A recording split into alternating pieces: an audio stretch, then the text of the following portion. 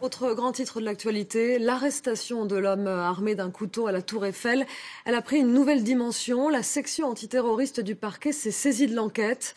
L'individu, qui présente de lourds antécédents psychiatriques, a déclaré en garde à vue qu'il voulait commettre un attentat et qu'il était en lien avec le groupe État islamique. Les explications, Mickaël Guilleux, Fabien Fougère. Il est environ 23h30 quand l'assaillant bouscule un militaire pour franchir un portique de sécurité de la Tour Eiffel. Il sort alors un couteau et invoque Allah, puis tient des propos menaçants. Mais dès que les militaires de l'opération Sentinelle lui ordonnent de poser son arme, il s'exécute sans résister et est immédiatement interpellé.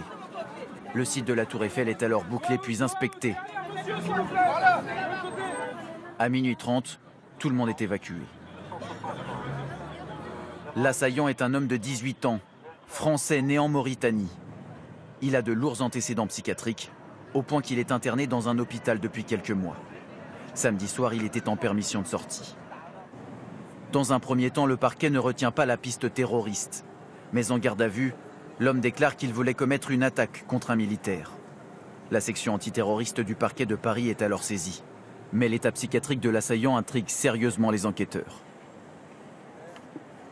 Dès ce matin, autour de la Tour Eiffel, les visites ont repris leur cours normal.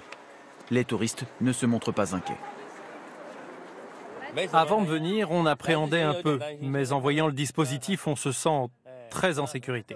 On a plusieurs caps de sécurité à passer, donc je trouve que c'est plutôt rassurant. Moi, ça ne me dérange pas du tout, au contraire, qu'on fouille nos sacs. Sérieusement, on se sent vraiment en sécurité, à chaque instant.